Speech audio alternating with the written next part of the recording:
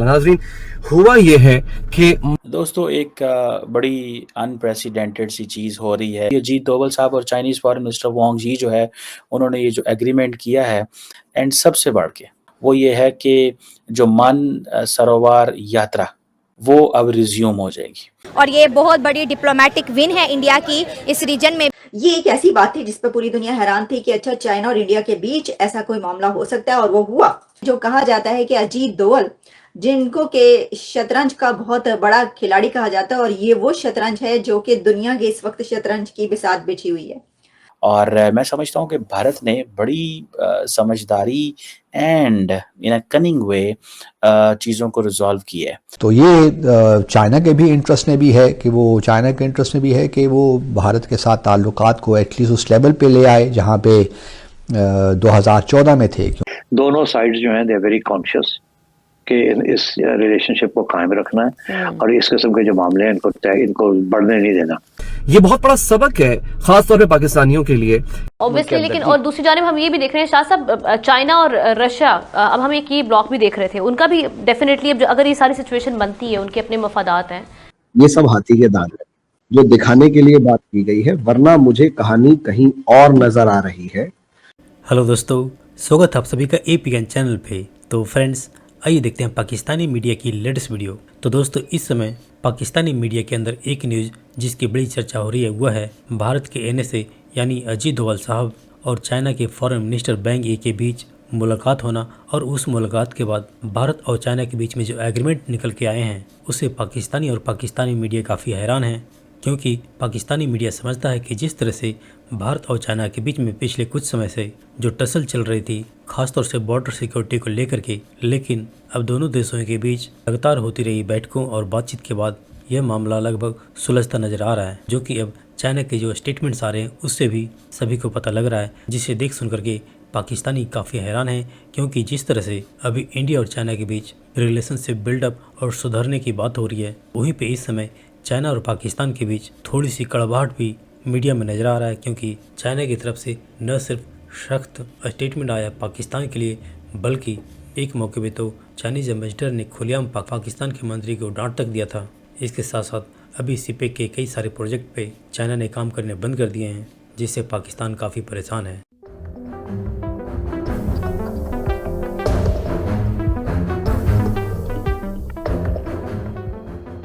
दोस्तों एक बड़ी अनप्रेसिडेंटेड सी चीज़ हो रही है जिसको कहा यह जा रहा है कि वो जिसे कहते हैं ना हार्ड अर्न्ड पीस, भारत और चाइना के दरमियान।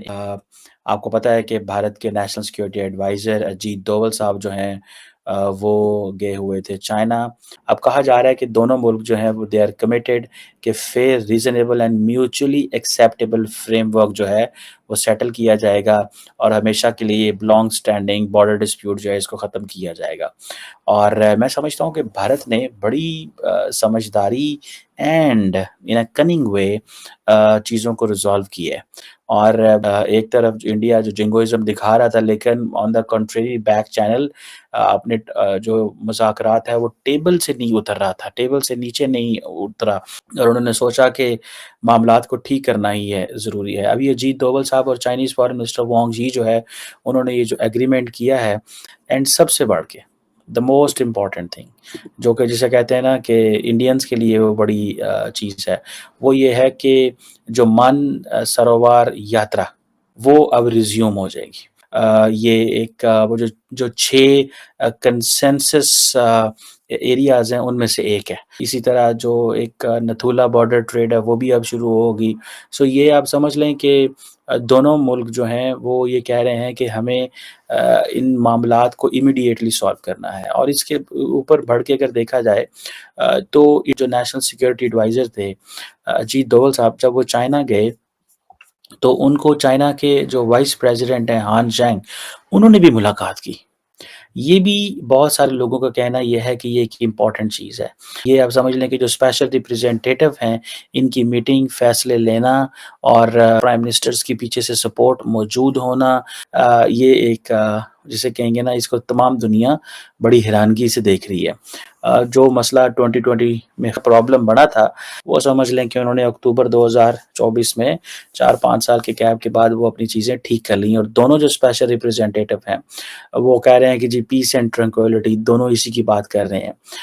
अजय डोवल साहब चाइना गए हैं, उनके विजिट को आप किस तरह से लेते हैं, कितना इम्पोर्टेंट है ये? अगर उनकी विजिट से जो हमें दिखाई दे रहा है उसमें 6 वादे किए गए, शांति बनाए रखेंगे, बॉर्डर पर नहीं लड़ेंगे, पीस टॉक्स चलती रहेंगी, बॉर्डर को सेटल करेंगे और न जाने कितनी सारी बातें वो कर रहे हैं, ये सब हाथी के दांत है। मुझे भी लगता है ये सब हाथी के दांत है जो दिखाने के लिए बात की गई है, वरना मुझे कहानी कहीं और नजर आ रही है।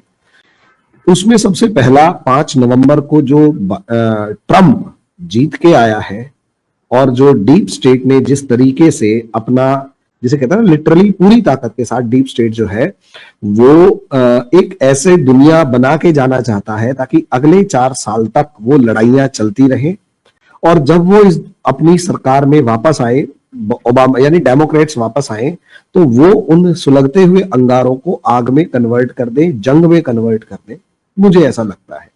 और पॉसिबली इंडिया और चाइना ने इन दोनों चीजों को बहुत अच्छे तरीके से समझ लिया और समझने के बाद आज के दिन वो ये दोनों कंट्रीज कॉम्प्रोमाइजिंग सिचुएशन, कॉम्प्रोमाइज करते हुए नजर आ रहे हैं कि ठीक है यार, हम दोनों नहीं लड़ेंगे क्योंकि हमसे लड़ने के लिए अमेरिका आ गया है। मुझे ऐसा लगता है इसके रूट्स हमें अक्टूबर में होने वाले बॉर्डर डिस्प्यूट रेजोल्यूशन के ऊपर दिखाई देता है।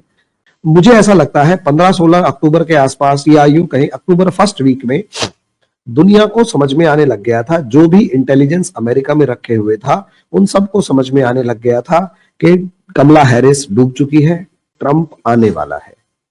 और जिस तरीके से ट्रंप आने वाला है ये लगने लगा, चाइना ने अपनी तैयारी शुरू कर दी और इंडिया ने उसका गोल्डन अपॉर्चुनिटी की फॉर्म में फायदा उठाया, पीस एस्टेब्लिश करके। एक बात, लेकिन इसके बाद दूसरा पार्ट भी है। अल्टीमेटली ट्रंप के जीतने के बाद क्या बाइडेन चुप बैठा? मुझे लगता है नहीं।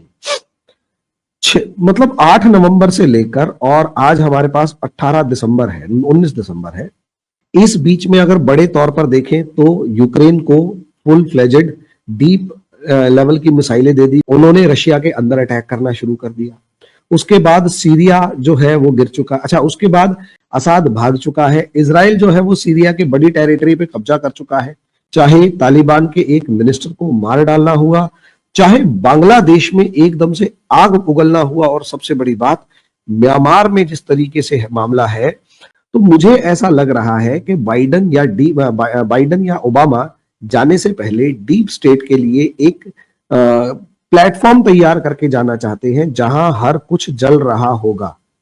अच्छा, रशिया के न्यूक्लियर साइंटिस्ट का मारा जाना, और एक तरीके से रशिया का राइट हैंड, पुतिन का राइट हैंड मारा गया और पुतिन उसका बदला लेगा ही लेगा। तो शॉर्ट में मैं ये कहना चाहूंगा कि अजीत डोवाल की जो अभी चाइना की मीटिंग है, तो मुझे ऐसा लगता है कि काफी ज्यादा मजबूती के साथ ये दोनों फोर्सेस मिलके, खासकर बंगाल और बांग्लादेश और म्यांमार वाले इलाके में अमेरिकन लेड फोर्सेस से लड़ती हुई नजर आएंगी, और उसी चीज का कुछ खाका हल्का फुल्का अंदर डिस्कस होते हुए नजर आए। लेकिन इनके ज्वाइंट स्टेटमेंट में मुझे इस रीजन का कोई रिजल्ट, मतलब कोई मेंशन नहीं मिला। अब अगर एक वर्ड भी होता तो शायद उसका मतलब निकल जाता।